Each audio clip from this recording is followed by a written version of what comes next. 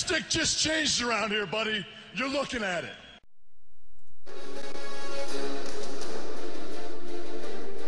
You are now listening to the Outsiders Podcast, the most exciting and hard-hitting show on the net.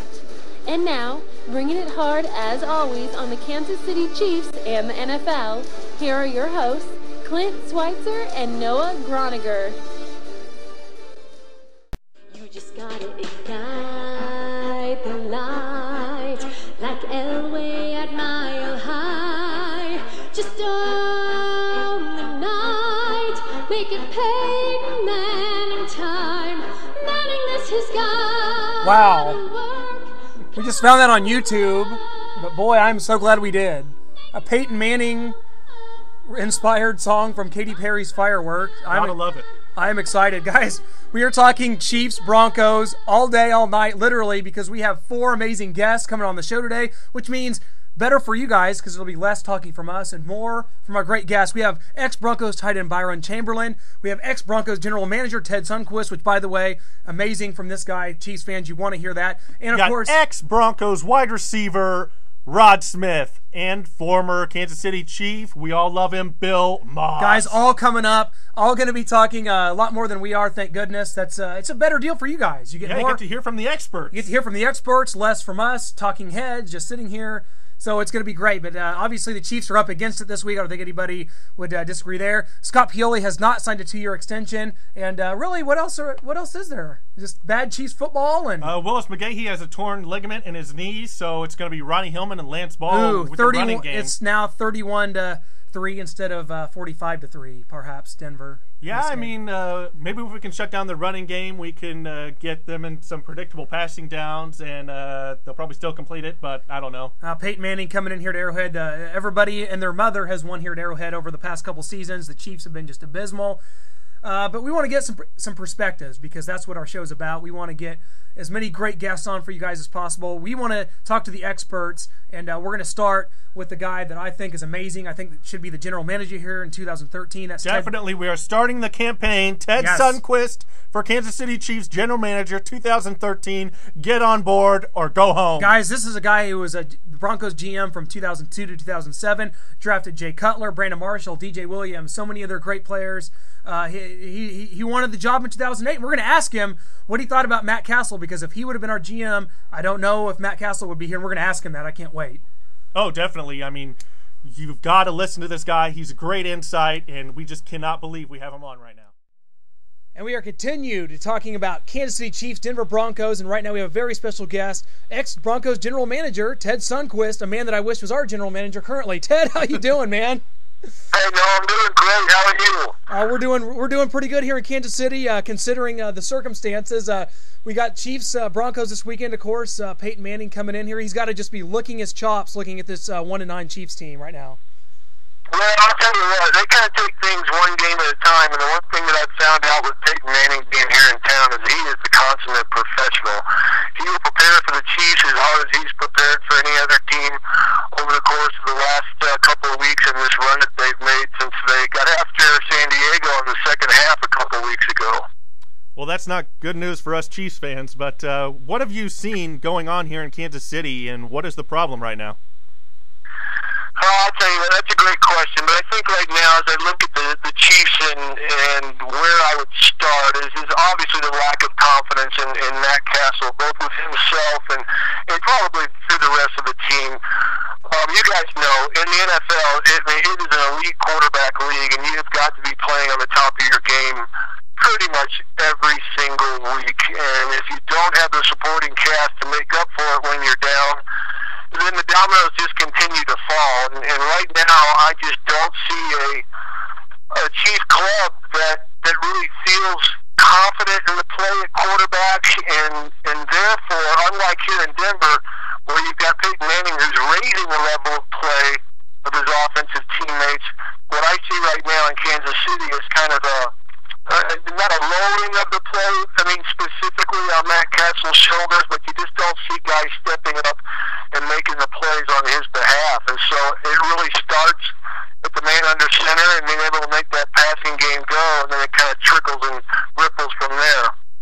Well, you talked about Peyton Manning. The Chiefs tried to call Peyton Manning. He wouldn't return their phone calls. They tried to call Jeff Fisher. He wouldn't return their phone calls. What is going on with this general manager and not being able to get a return phone call?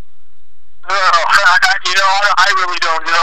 I know that, Peyton certainly had a few places that he had targeted for himself. I think he looked at Denver, and with John Elway in charge there, a former Hall of Fame quarterback, or not a former, but a current Hall of Fame quarterback, former quarterback for the Denver Broncos, knowing that club as well as he does, but he felt like, I think the scenario and the situation was better set up for him here in Denver at the moment. As far as Jeff Fisher goes, that's a very good question. I personally look at Kansas City as one of the jewels of the National Football League, and a place where, any coach or even any free agent player would want to be. The fan base is outstanding. The history of the club, goes back, for decades, and has always been, I think, synonymous with success.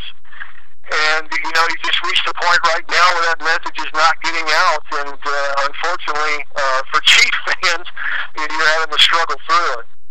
Ted, you, of course, worked for the Denver Broncos for over a decade, served as general manager from 2002 to 2007. And in 2008, the Chiefs needed a general manager. There were rumors maybe that there has been some talks with you about taking that job. What happened there, and was there any mutual interest in you coming here in Kansas City in 2008? Well,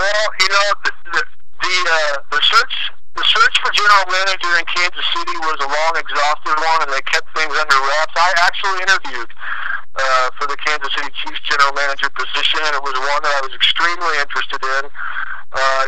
Really felt like I had a lot to bring and a lot to offer. I knew the division. I'd been in Denver for 16 years and butted heads with Kansas City 32 times. So from that standpoint, was very familiar again with the history of the club and some of the great players and coaches that had gone through Kansas City.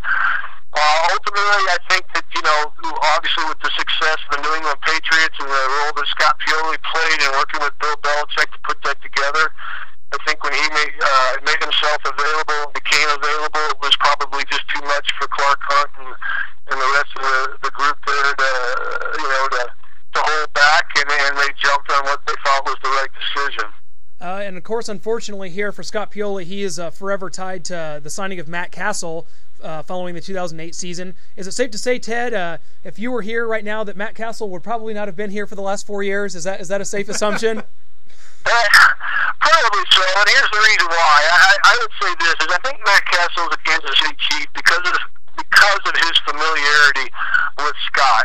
When you look back at the story of Matt Castle as he came out of college, being drafted in the 7th round, really a lot of people didn't know about him. I've gone back and looked at my own notes, and we didn't even have him on our draft board in Denver. He was a guy that was really kind of a head scratcher and an afterthought at the time. But when you're there, day after day and week after week, and you're understudying under Tom Brady, and then you have that opportunity like you did in year 4 to come in, and as well as he did, I can see why there was a lot of hope that he could then come into Kansas City and perhaps perform in a similar manner. But, at that particular point now, you got to remember the Patriots were coming off an 18-0 run until they hit the Super Bowl and lost to the Giants, and there was a pretty good supporting cast there when Tom Brady went down for Matt Castle to pick up. I would say a little bit different than what he found when he came in to the Chiefs. Took a year to get him going, and then he did show some promise. You guys went 10-6 and hit the playoffs, but it just seems like ever since he's really struggled. The rest of the offense has struggled really to produce around him, and nobody can really get on the same page. There's been a coaching change, obviously, and it would probably be safe to say that he would not have been the quarterback. Well, all the pundits said that Kansas City had the most talent in this division coming into this season. They thought that Kansas City would maybe even run away with the AFC West, and that has been anything but the case, as we are 1-9. And what is going on? Is it Romeo Crennel, Scott Pioli? What is it? I got to be honest with you guys. When things get that bad, it's usually a combination of everything, and it's hard for the fans sometimes to fathom that. But, there's probably lack of communication both internally and externally, to be quite honest with you. you reach a point where it's almost it's like a snowball rolling down the hill. It starts out, maybe the size of a softball. It just keeps getting bigger and bigger and bigger, and suddenly you can't stop the momentum. And again, I think it goes back to that confidence at the quarterback level. I'm not sure that Matt is real confident in his own play. The rest of the offense doesn't seem to be able to rally around him. That puts the defense in some pretty tough spots. Certainly the turnover margin this year, I think that they're at the bottom of the league with regards to turnover margin, and that's, a result of not forcing turnovers on defense and then giving up, obviously, too much on the offensive side. And then just, one thing after another. They're not responding to the coaching week after week, making a little adjustments necessary, I think. And so I really can't put my finger on any one thing. I would say that it's a combination of everything. And once that starts and you reach a point like this, it is really tough to stop it. Ted, I want to get your thoughts on a philosophy here. Of course, our general manager here, Scott Pioli, has only drafted one quarterback since being here in Kansas City, and that's Ricky Stanzi in the 5th round. He even scoffed at local media for the idea of trading up, mortgaging a future to get an RG3 or Andrew Luck last year. I mean, what are your thoughts on drafting quarterbacks, and talk about just how important it is to find your guy as a general manager? Well, we had an opportunity a couple times after John Elway left. I mean, we were fortunate for the success that we had there in the mid to late 90s. There was already a yellow jacket in our backfield, and I think that's, Shanahan is finding that it's much tougher when you don't have a Hall of Fame quarterback back there to run your offense than it was when we did have John. And we took a couple stabs at it. We had Brian Greasy there. Of course, Jay Cutler was probably the most famous draft pick there in Denver. But it's very important. It's like I said, this is a league made up of elite quarterbacks, and the teams that have one are the ones that are successful. I think you can point to the success of perhaps the Atlanta Falcons and Matt Ryan there. Certainly what Aaron Rodgers has done for Green Bay. You look at Eli Manning up in New York. Those guys that were drafted and developed in their system and have been able to, keep stability at that position, which in turn has given them success for quite a long time. So if you can find your guy, one that you're confident in, feels like fits what you're trying to establish, both on and off the field, it can go a real long way towards success. And, historically, I like to look at how things have gone, and you've got to go get one, and you've got to invest early. You're exactly right. Trading up, if you've got the opportunity to get a guy up there in the top 10 that you really feel like has all the attributes that you're looking for, you've got to seize the day. And case in point, in 2006 when we drafted Jay Cutler, we started at 29. We traded up to 15 prior to the draft in a three-way with the Jets and the Falcons that included John Abraham switching over.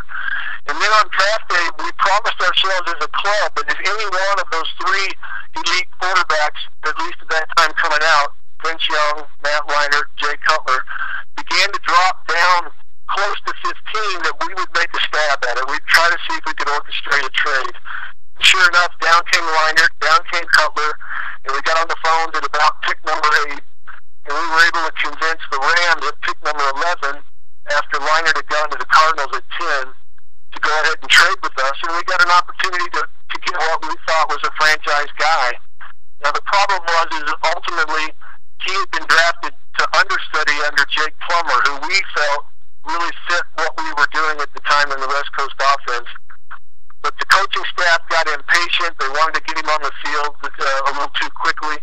They benched Jake, brought Jay in, I think, before he was ready. And really, I think, in the end, that was the beginning of the end of the Shanahan regime in Denver. I wanted to kind of touch on an issue that I've seen is the Chiefs kind of running a good old boy network, hiring friends instead of the best person for the job. I mean, they trade for Matt Castle and Mike Vrabel, with which Pioli worked with in New England. They hire Romeo Crennel, Charlie Weiss. They brought in Brian Daboll, who was with the Patriots. They draft Ricky Stanzi, who was coached by Kirk Ferentz, who's a good friend of Scott Pioli's. And they also bring in Brady Quinn and Peyton Hillis, who were good friends with Romeo Crennel and Brian Daboll with their days in Cleveland. Can you kind of go over that and what their thinking is? Yeah, that's a great point. You've got to be careful. The NFL is notorious for that, and it does become kind of the good old boy network, and I think primarily because it's just a comfort level. It's so hard to get through an NFL season as long as it lasts, and you want people that you feel like you can work with, and people that you feel like you can trust, and people by and large that think like you do. But I feel like really to run a successful organization, you don't need to be bickering with each other, but you need to be bouncing ideas and questioning things and constantly looking for new ways of improving. And sometimes when you get a bunch of guys that agree with you all the time in the building, they're just going to tell you what you want to hear. And so to hire your friends and guys that you've worked with in the past, though that feels good and it feels like the right thing at the moment and feels like that you're doing something positive for them and positive for the team that you're with, I think you're better off probably in the long run to at least go through, the normal process of trying to find the best like you talked about. And if they happen to fall into that group, then so be it. Fantastic. And, the more the better. But if they don't, then it gives you an opportunity to kind of compare and contrast the things that you like in them with guys that you feel like may do a better job for you down the road. And so I got to be honest with you, I'd probably start out my career with looking for guys that I was comfortable with, guys that, I had known. But as I've gotten older and been out of the game a little bit now, I think it's probably more beneficial to look out there on the horizon, try to find some guys with some different ideas, some varied experiences, and guys maybe perhaps that you haven't worked with in the past, but bring something different to the table than what you've been used to over the course of your career. This past offseason, the Chiefs chose not to sign Brandon Carr, let him hit free agency. He signs with the Dallas Cowboys. Scott Pioli saying he didn't see paying Brandon Flowers and Brandon Carr, having two starting corners making $10 million apiece. And he said, well, we also got to re-sign Dwayne Bowe, but they haven't got that done. It looks like Dwayne Bowe's unhappy. He may be out the door. Lately, he just said that he does want to stay with the Chiefs. We don't know what's going on with that. So I kind of want to get your thoughts on that, them letting Brandon Carr go, bringing in Stanford Routt, and then cutting Stanford Routt last week. Yeah, that's a great point. To be quite honest with you, when it comes to contract negotiations and whatnot, those are built on relationships and long-standing relationships that you make with the agents. And I've found that if you know what your bottom line is, if the club is telling you, hey, you've got X amount of dollars to get everybody signed here, then you find different ways and you get creative to keep the players that you know are going to help you. And certainly, Brandon Carr's an outstanding talent. Coupled with Flowers, that would be as strong a group as there is in the National Football League. And so to let one go over the other, Scott obviously had his reasons from a football standpoint, but from the outside looking in, like we all are doing, it certainly looked like it made good sense to try to get something done there. In the end, like I said, when you're putting together a roster, you've got to be cognizant of those things and how much money you spend at particular positions. But when you look at, the most significant statistics that correlate to winning in the National Football League, it's throwing the football right now. This is a passing league. And the converse of that is shutting down your opponent's ability to throw the football. And when you've got those lockdown corners on the outside, and you can man up with a team's number one and number two, it sure takes a lot of pressure off your defensive line and gives them some opportunities to have some fun up there on the front, getting after the quarterback. Well, I'll tell you what, Ted, before we let you go, we got to throw our Outside the Huddle segment at you, which is going to be 3 quick questions, and you just kind of give us the first thing that comes to mind, my man. Okay. All right. Question 1. If the Chiefs were interested, would you be interested in coming here this offseason and being the GM here? Well, absolutely, for the reasons that we talked about earlier. All right. What do you see in this 2013 draft with the quarterbacks? It's kind of a mess. All of them kind of seem to be equal. What are your thoughts on that? Yeah, great point right now. Someone asked me that same question. I don't see any one player jumping out to the front. I know that the media and that, a lot of people in Southern California would like to say that Matt Barkley is the leader of that group, but I think that still remains to be seen after we go through the draft process, all-star games, pro days, combine. I'm not quite ready to anoint anyone the number one guy at that position.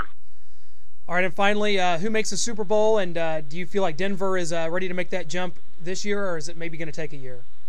I think that Denver may still be a little bit of ways, and I know the Bronco fans aren't going to like to hear that, but right now, the way Houston and Atlanta are playing, I had them at the midway point. There's my two teams out of the AFC and the NFC to meet in the Super Bowl. And probably much to the chagrin of Gary Kubiak and Rick Smith, two guys that I worked with for a long time, I had the Falcons beating the Texans. Very interesting stuff. We'll see how it plays out. I'll tell you what, Ted, your insight is unbelievable, and I would tell you what I would, if it's up to me, you're hired right now. We love hearing from you. You're a great guy, always responding to the fans on Twitter. We really appreciate you being on today, and we'll catch up soon, my man.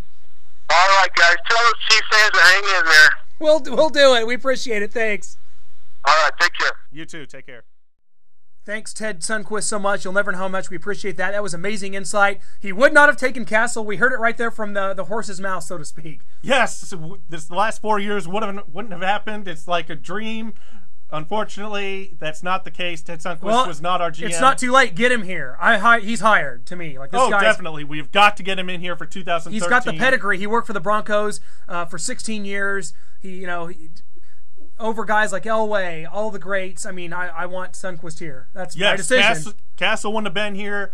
We may have had Jake Cutler or Brandon Marshall if he was here during that Broncos time instead. Hey, we're sticking with the Broncos side of things right now. A guy that a lot of you know, Rod Smith, one of I'd say a top 50 receiver in the NFL all time. Easily. I can't believe the Chiefs said he was too slow. Oh, unbelievable. We're going to ask him about that.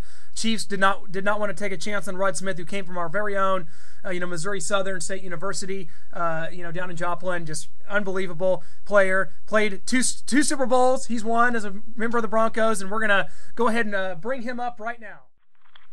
And we are continuing to break down Chiefs and Broncos, joined by, got to admit, we're from Kansas City, but one of my favorite Broncos of all time. Of course, played here at Missouri Southern. Rod Smith, 3-time Pro Bowler, 2-time Super Bowl champion. You got a lot of accolades, man. It's hard to get them all in there. Yeah. I appreciate you guys being patient with me, man. Just over here, got a lot of family coming in town, working, doing some stuff. So I appreciate you guys having me on. No, we really appreciate you being on. I know it's crazy around these holidays, and of course, right in smack dab in the middle of football season, and that leads us into the Denver Broncos coming in here to Kansas City this weekend.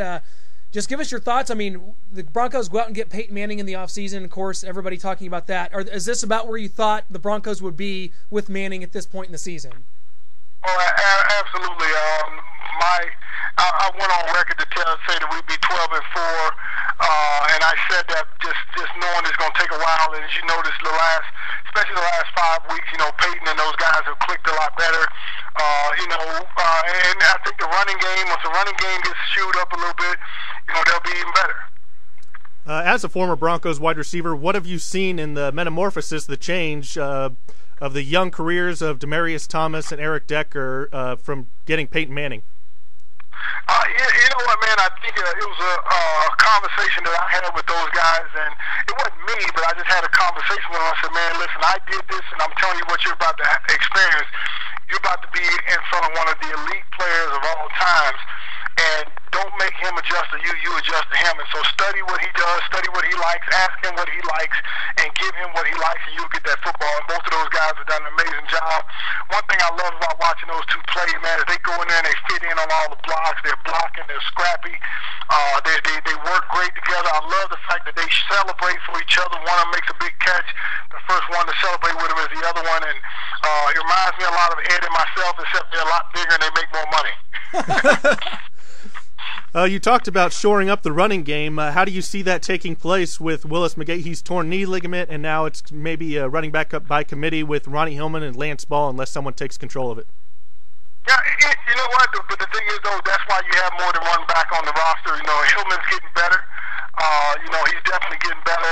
But at the same time, Lance Ball, I really like Lance Ball, on a personal level. Got a chance to spend some time with him a little bit in the offseason over at the chiropractor's office, just getting to know his thoughts. And you know what? No Sean Marino. He's on the bench and he's healthy. It's time for him to come off the shelf, dust that guy off. He is a second-round pick that we had a few years ago. So we get a chance to get him in the fold for these next 4 to 5 weeks, and he can go out there and honestly, get his respect back in the league. Of course, we've got the Broncos coming in here to Kansas City this weekend to Arrowhead Stadium. You had many battles here at Arrowhead, probably with much better atmospheres than there will be on Sunday. Just talk about some of your experiences playing here and what it was like with the Arrowhead crowd when Denver and Kansas City were both at the top of their game in the 90s. You know what? That is actually my favorite place to play. Other than a home game, I love playing there because I would always see some of my old college buddies. And, I always still tell that story of how I talked to the Chiefs on draft day, and they told me I was too slow. I still remember that. It still hurts. They had a scout named Lamont. I can't remember his last name. I try to forget this guy. But I would always, every time we would go play there, I would always go and stand right in front of him and just shake my head like, dude, I am about to do some bad things to you guys for telling me I was too slow. And they drafted Chris Penn that year, and it hurt me, but it didn't hurt because that's just the way life is. Sometimes you don't get what you want. And I said, I promise you, if I ever come back to this place, I'm gonna make them pay. And I ain't gonna lie, I played well there. We have played a lot of games there. You know what? I didn't win a lot of games there though. We won a lot of games against the Chiefs, but not there. And it was one of my favorite places to play, one of the best places to win, because it was very rare that we won in that place. I love playing in that stadium. I still remember the first time they're singing the national anthem. They say the home of the Chiefs, and I thought they were about to jump us. It's absolutely amazing to have a young guy like myself who grew up in the projects and low income housing and grew up virtually poor, go to a small Division II school, and get a chance to experience the NFL like I did in Arrowhead. So they have some of the best fans, regardless of their record. They're gonna play hard, and the Broncos are gonna have to strap it up, man, and go out there and do something, because the Chiefs and the Broncos rivalry is always going to be tough, down to the wire. It always has been and always will be. Can you, going back to your playing days, can you talk about some of your battles between you and Dale Carter or James Hasty? I hate those guys, man. Still to this day, I hate those guys. You come off the bus, those guys are bumping you. They bump and run all the way to the bathroom. They don't care where you go. They come off, and you know what, man? I got a chance. Dale Carter came here in Denver at the end of his career, and Hasty, I ran into him a few times, over the last few years, and just talking to him about it, man. And Mark McMillan, when he was there, old Mighty Mouse, man. I mess with him on Facebook all the time. I said, man, I used to kill you, So the one thing about the league, man, is you still is a brotherhood, and I'm telling you, man, those guys, you just knew what you were gonna get. As soon as they come off the bus, they was bumping you. And I said, man, some of these guys don't know how to get off bump because they didn't have Dale Carter and James Hasty standing in front of them ready to choke them, like I did me and Ed. So, but it was good, man. That's what made the league great. Well, I'll tell you what, different circumstance coming into this week is the Broncos coming in high at 7-3 and coming into play a really porous 1-9 Kansas City team. Talk about what kind of a mindset it takes for when you're a good team, when you know you should win, going on the road to play a team that you know you should beat. How hard is it to stay focused? The thing is, though, one thing about the league, man, is 1 week at a time. You got to just do it 1 week at a time.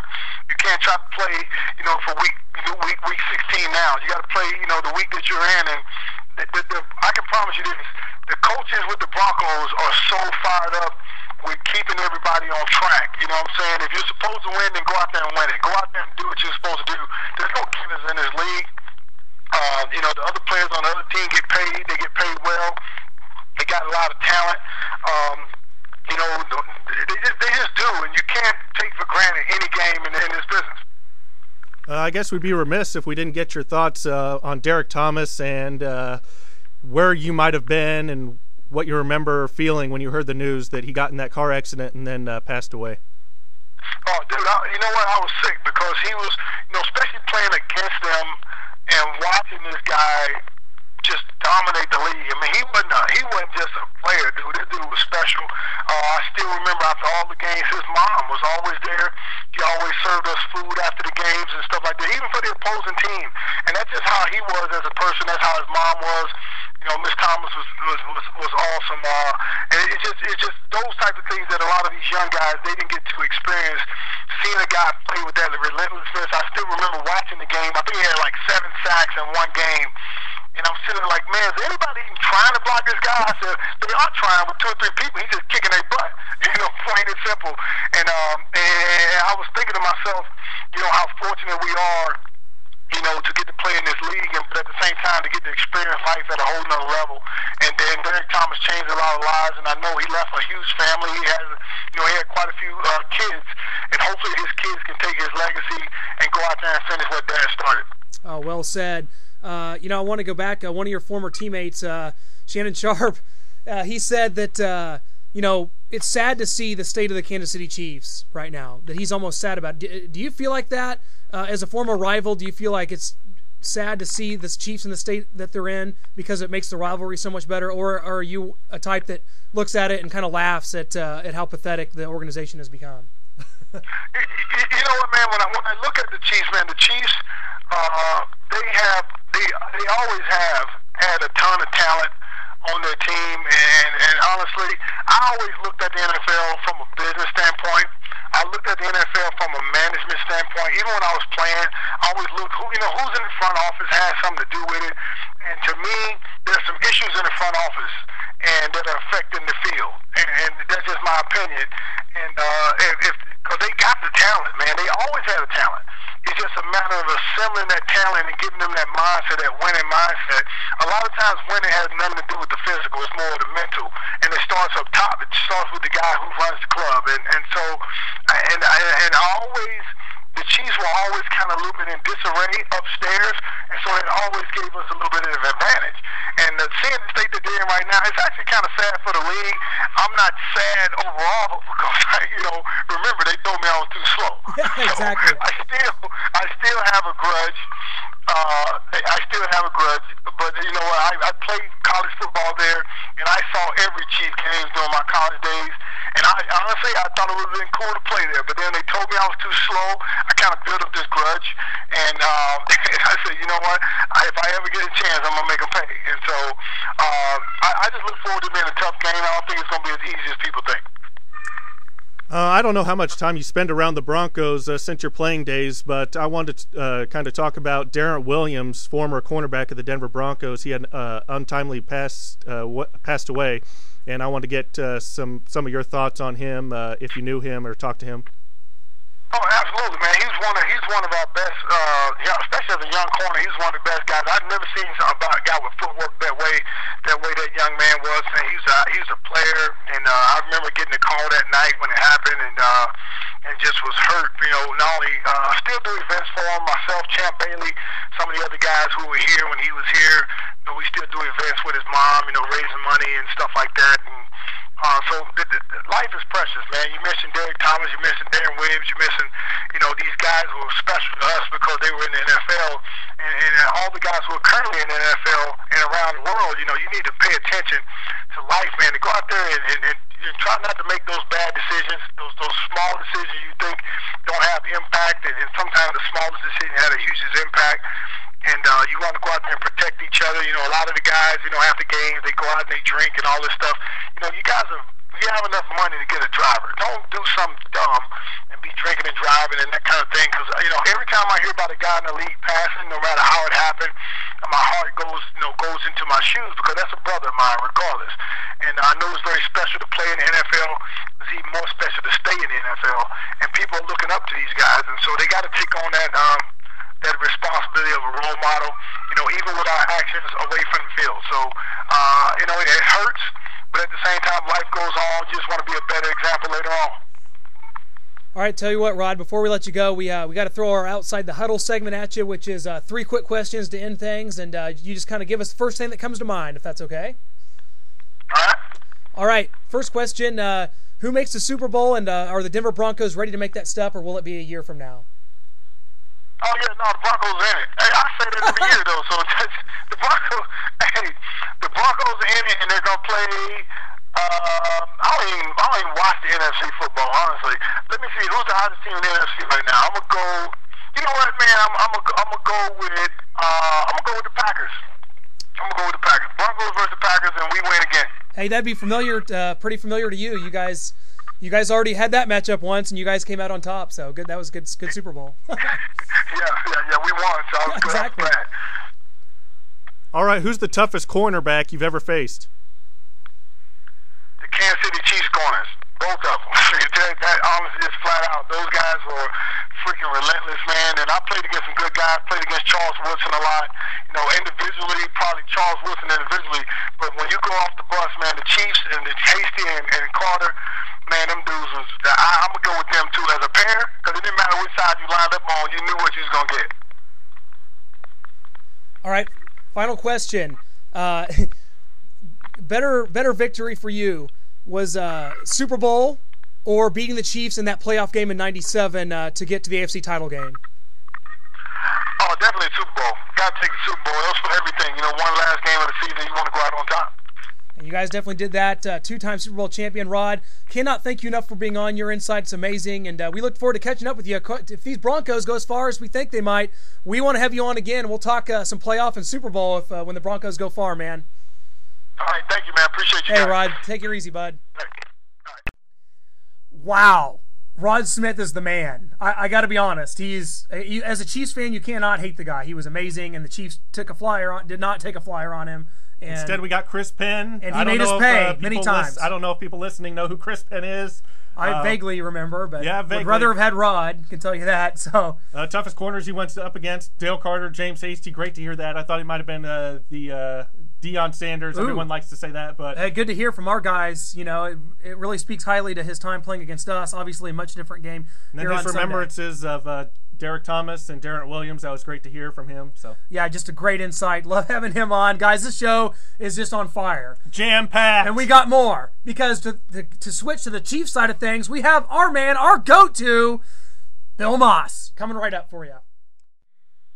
All right, guys, currently joined by Bill Maas once again. Bill, thanks so much for being on today. And we've actually just talked to a couple Broncos personalities, Ted Sundquist, ex-GM, and as well as Byron Chamberlain. And I don't know, the Broncos are probably licking their chops coming into Arrowhead here this weekend.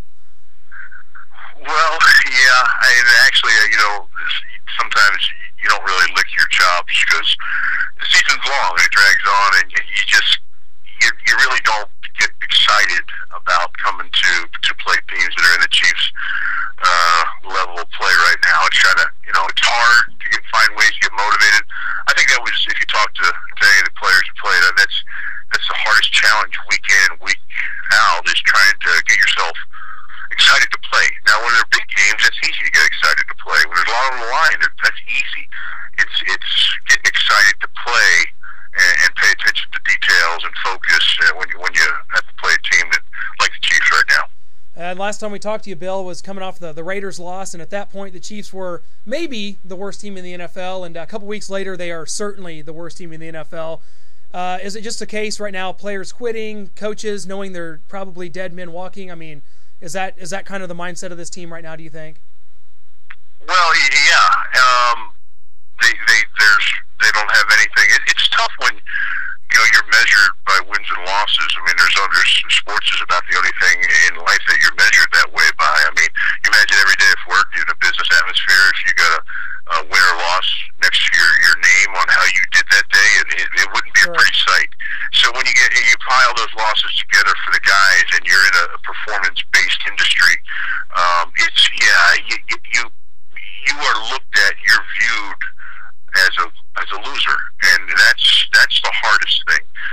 Nobody wants to accept that, and when you go out each and every week with visions of changing that, and you end up with the same result, it just becomes devastating. Do you know what the Chiefs were thinking going into this season with two rookie offensive linemen as their only backups, and then having to sign Russ Hochstein and Brian Madison? That's a very good question. When you make your roster, when you put your roster together, if you play a 4-3 defense, you'd like to carry 8 defensive linemen. If your offensive line, you at least 9 to 10 guys. Most teams try to be in that range, 9 or 10.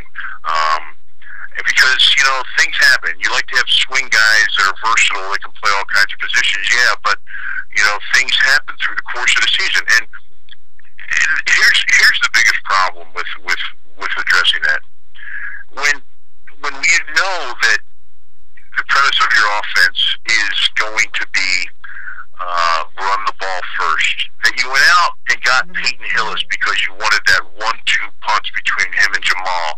When you need to run the football because you have a quote-unquote team manager at the quarterback position, then the emphasis is the run game. So that's the last place you want to really cut numbers is in your offensive line, when everything your offense is predicated off of is the ability to run the football. Oh, absolutely. And I want to ask you about this. I mean, obviously you played for the Kansas City Chiefs as Lamar Hunt was the owner. Now, of course, it's Clark. Clark actually shocked me in 2008 when he fired Herm Edwards and fired Carl Peterson. And here we are 4 years later. He's going to be faced with the same decision. Is Clark a guy, that is that's so business savvy that he knows that this just cannot go any further with this regime? Well, I think that, yeah, I mean, he feels it just as everybody else does. And, when you are really the name of the team, when you are the Hunt legacy and what it means to the NFL, this is, the last thing you want. And to complicate matters more, this was his first move as the quote-unquote guy in charge. So, yeah, these things, no, he did not envision it going this way. I'm sure he's taken all the necessary steps to find ways to fix the situation. But, just coming in and firing sometimes, isn't the answer. It's the easy thought process, because everything that's evolved over the past 4 years is, you could put 4 or 5 things together that are very fireable offenses. None bigger than, you told me that, I should spend this money on a quarterback, I spent this money on a first-round draft choice and top 5 picks that, can't play. There's a lot of, those things in and of itself are, and then the result over the 4 years, too, the body of work. So, yeah, that's hard, and he has to make sure to get, okay, he thought he was going the right route and did the right things the first time around in making that decision. What did he learn in that process of making that decision, and how can he avoid the same thing happening again on this next decision?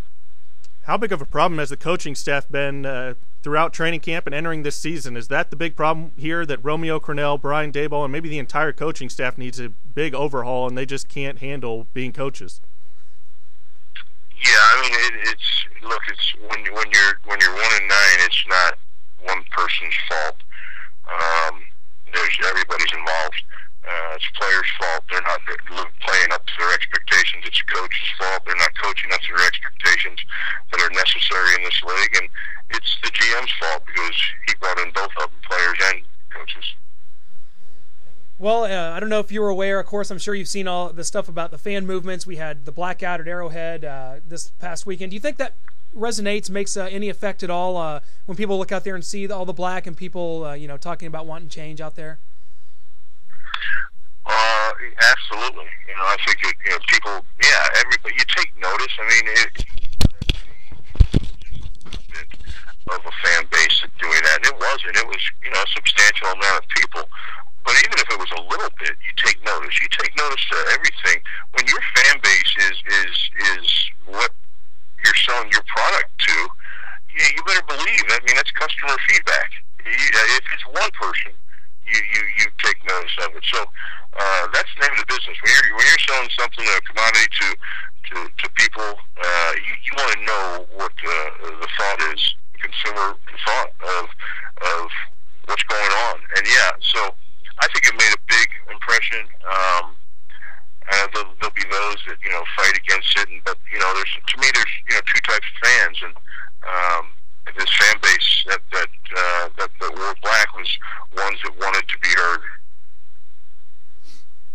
What do you see that's going to change here soon? Is Scott Pioli going to be fired soon? We've heard rumor about a 2-year contract extension that may have already been signed. There's been leaks of that. What do you see that's going to happen here pretty soon?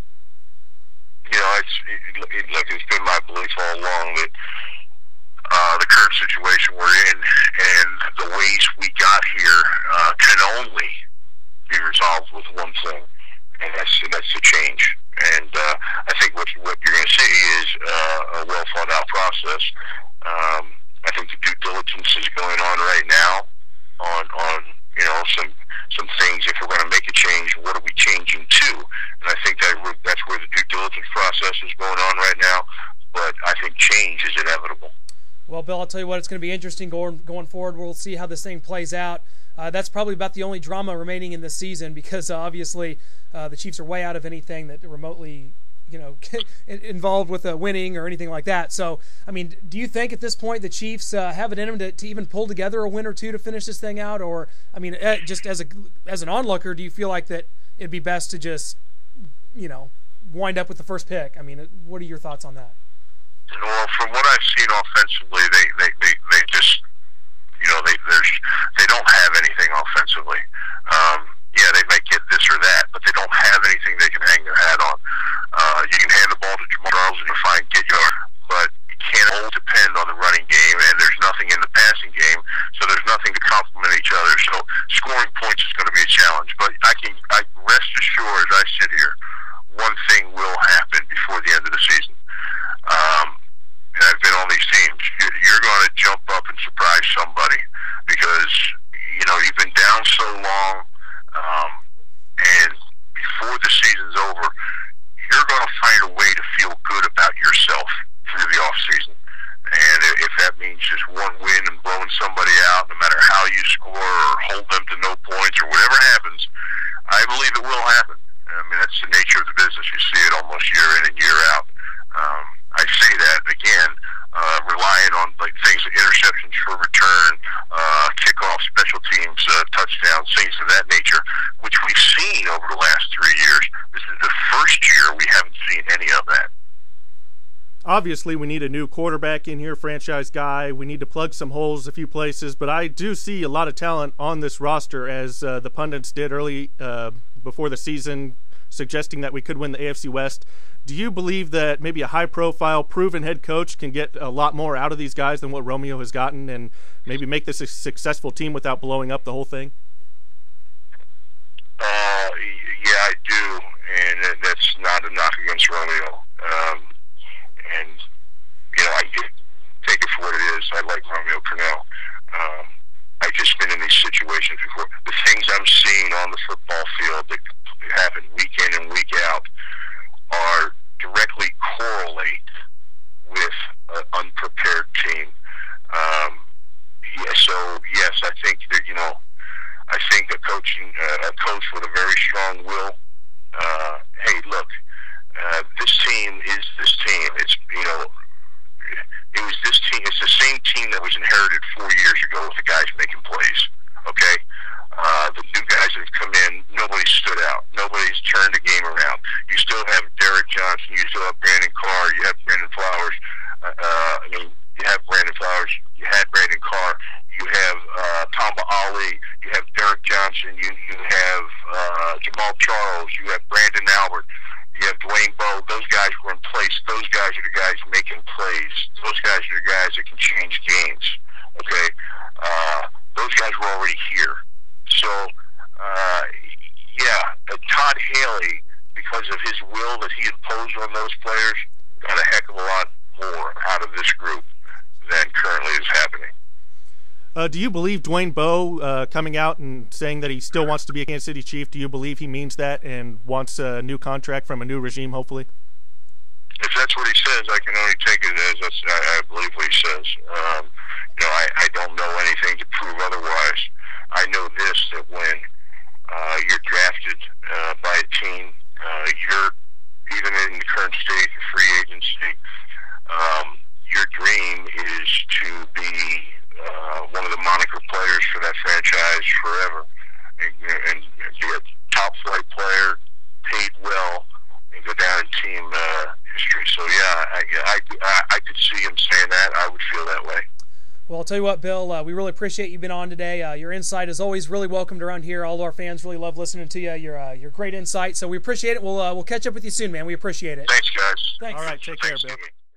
Bill just bringing it as always. He has been our go-to all year, continues to bring the heat on this team, and you know what? I believe every word he says because he is plugged into this organization and he's ready to see it go. Is there anyone you would rather hear from in Chiefs media than Bill Maas? I do not think so. No. I do not think so. Bill Maas always brings it. Well, we have a couple friends I guess we could bring on to talk Chiefs that might be better, or no? No, I think I'll stick with Bill Maas. Well, I agree. Bill Maas it is. Bill Maas it is.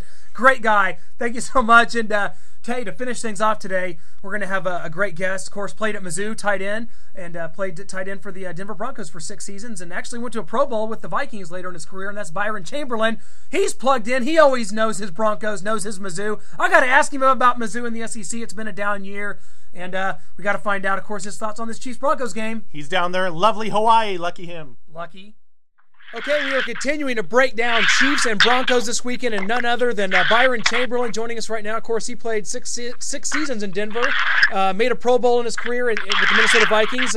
Byron, welcome to the show. How are things going out there in Hawaii, my man? It's going great, man. The weather is phenomenal. Just got back from doing a little morning yoga and about to hit the beach and have a little lunch later.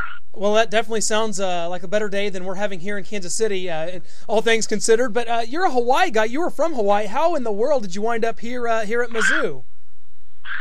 Yeah, I was born here in Hawaii, grew up in San Diego, California, and I just wanted to just go off and go somewhere I'd never been, and I was kind of interested in majoring in broadcast journalism, so Mizzou kind of fit everything I was looking for in a college.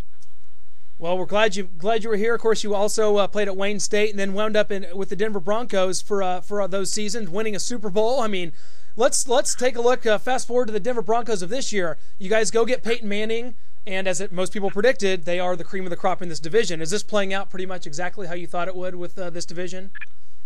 It really is.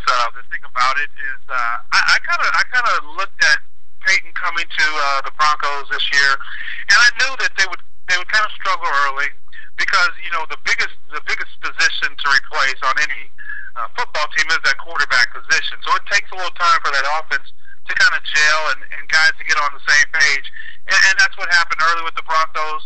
Around the second half of that New England game, you could kind of see them starting to come together. And right now, you can tell that they've gelled offensively, and they're playing some of the best ball out there in the NFL. How big of an issue is Willis McGahee's torn ligament in his knee, and how is the running game going to continue from that with Ronnie Hillman or Lance Ball? Well, I think it's definitely going to affect us a little bit, but like you just talked about, Ronnie Hillman and Lance Ball going to kind of be a running back by committee. You'd want to see a guy like Ronnie Hillman step in, but I'm not really quite sure about how he is as far as his mental progression, picking up this offense and the complicated system and the style that Peyton Manning runs. But physically, he's got all the tools. Got a chance to watch him a lot here at San Diego State. You would hope a guy like him would step up and step his game up and take that role, but it seems like they're going to go running back kind of by committee for the rest of the season.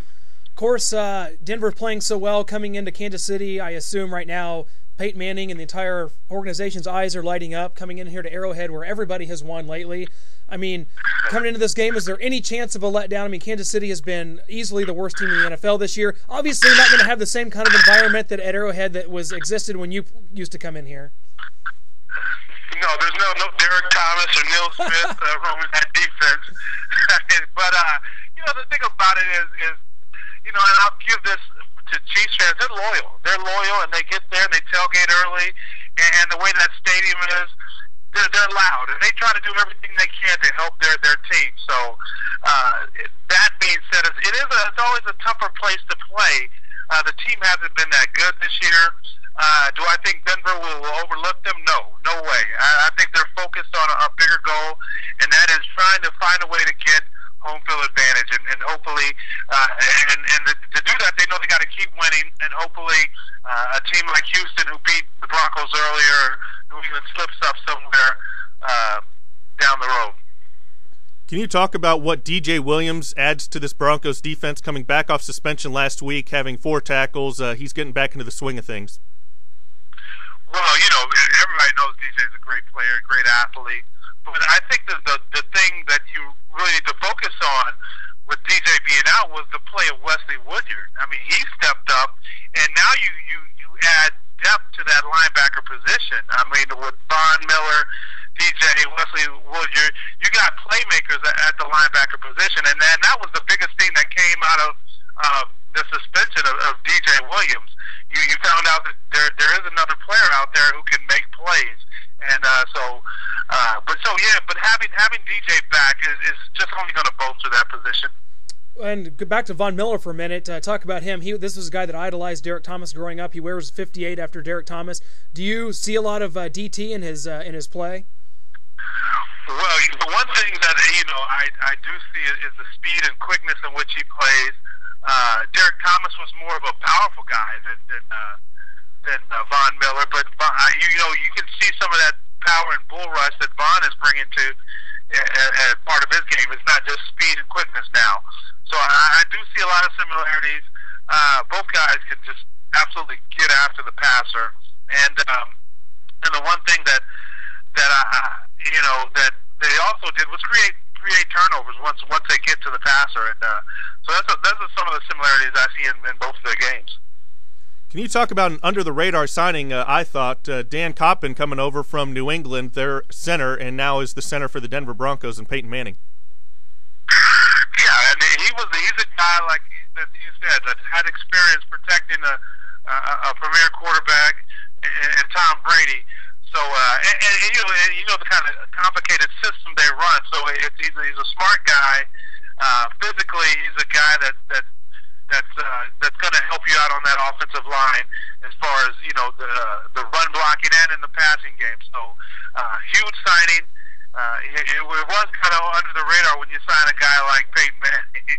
Everybody's under the radar. Well, with the signing of Peyton Manning, I mean, you're a former tight end. What kind of confidence immediately did that give guys like, Demaryius Thomas and Eric Decker? How were those guys had to have just been licking their chops to get a guy like that in there?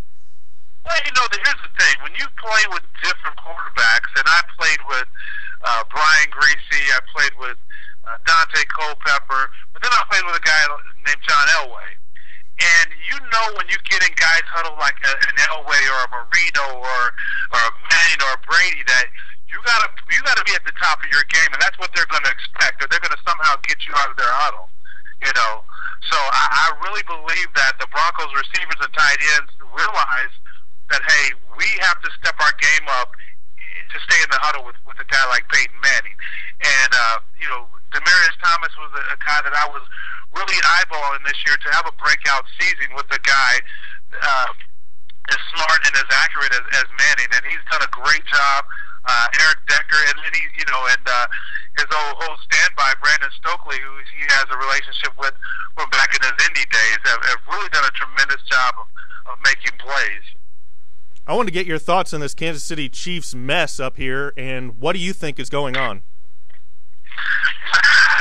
It's a tough situation, and I really believe that football, and especially divisions, it kind of goes in cycles. And there was a time when the AFC West was one of the toughest divisions in football. I mean, you had the Broncos playing at the top of their level. You had San Diego that was always competitive. You had the Chiefs where you couldn't just walk into Arrowhead and expect to win a game. And the Raiders were the Raiders. But, I just kind of see that the cycle has kind of turned away from the AFC West. And the other thing is they haven't made the bold moves like the Broncos have made in signing different guys or different trades. And then the number one thing is you gotta get a consistent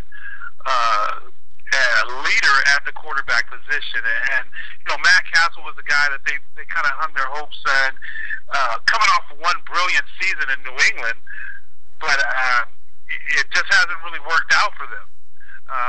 They drafted the kid Brody Croyles out of Alabama, and they had high expectations for him. It didn't work out for him. So there's been no leader at that. I think at the most critical position, and that's the quarterback position for the Chiefs. Well, Byron, I tell you what, we would be remiss right now before we let you go without asking you about your former team, the Mizzou Tigers, their first season in the SEC. Obviously, it's been a disappointing one. What do you see out of Gary Pinkel's program, and what do you think needs to improve for this team to be able to compete in the SEC? You know what? The thing about the Tigers is they've done something this year that they haven't done in a long time, and that's struggle offensively. Been very inconsistent offensively. The defense has played well enough to win 8 or 9 games this year. But when you have inconsistent play, and a lot of that's due to having an injured James Franklin. I mean, the guy has been beat up all year long, coming off shoulder surgery in the off season. He had a knee, he had an ankle, and it just never got 100% healthy. And as a result, I think it took a toll on that offense, and it made that offense very, very inconsistent. So, but going forward, I look for big things out of them. I really believe that we can compete especially in the SEC East. There's no real teams that really scare me out of the East. I know you got Georgia that's ranked 3rd, but if you really break down that game, the Mizzou-Georgia game, we're in that ball game in the fourth quarter. You have some turnover issues late in the fourth quarter that loses the game, but that our defense that game played well enough to win that ball game. So. Oh, great stuff. Absolutely agree. And before we let you go, we got to throw our Outside the Huddle segment at you, which is 3 quick questions, and we get your first thoughts that come to mind. Question 1, is James Franklin the quarterback at Mizzou next year? James is going to have a lot of competition, and I think Matty Mock may beat him out. What's your favorite spot in Hawaii? It's the Ihalani in Coralina. It's the Pro Bowl Hotel. Good surfing out there, I assume. Oh, great surfing on the North Shore. Okay, last one. Who is your Super Bowl pick, and give us the winner? Super Bowl pick. I'm going to be a homer. I'm going to say the Broncos represent the AFC. I'm going to say San Francisco represents the NFC, and I'm going Broncos winning that 24-17. Wow. Hey, great stuff. Can't argue there. I mean, Denver's in a great position to do that, and we'll see where it goes from here. But Byron, I can't thank you enough for being on today. Thanks so much for your time, and we'll look forward to catching up here in the near future, my man. Hey, no problem, guys. Have a good one. You too. Take care. All right. Oh my goodness, I am just overwhelmed. Great stuff from all of our guests. I want to thank them all again. Ted Sundquist, Bill Maas, Rod Smith, and of course Byron Chamberlain. Thank you guys so much. This just made the show today. I am in awe of all of you guys. Oh, I know. This is what I live for. I love hearing from these experts and former players, Rod Smith and Byron Chamberlain, giving their thoughts on what's going through the players' minds. The remembrances of Darren Williams and Derek Thomas were great, and then Bill Maas and Ted Sundquist are really plugged into their organizations. They know what's going on, and just to hear them is just gold. That's what you're going to get here on the Outsiders Podcast. We're going to bring that to you each and every time. People you want to hear from other teams, from the teams the Chiefs are about to play. We're going to give you insight on them and insight from our own people plugged in right here to the Kansas City Chiefs. Guys, we want to do that for you every time, and we appreciate you listening to us, man. We can't thank you enough. Everything you do, every time you come to the page, every single like, every single click means something to us. It's amazing. Oh, yes. We even want more fan participation. We put up pictures of the guests we're going to have on. We want you to ask questions. Just keep coming to the page, keep liking it, keep following us on Twitter, come to our website, come to our message board. You can find it everywhere. Just listen. It's great stuff. Hey, Outsiders Podcast coming at you. Guess a lot of you guys are going to be wearing black at Arrowhead again. Why not? Keep it going. Chiefs fans, you're the best. Outsiders Podcast fans, you're the best. Always remember, Ted Sundquist, Chiefs GM 2013. That's our campaign. Get on board.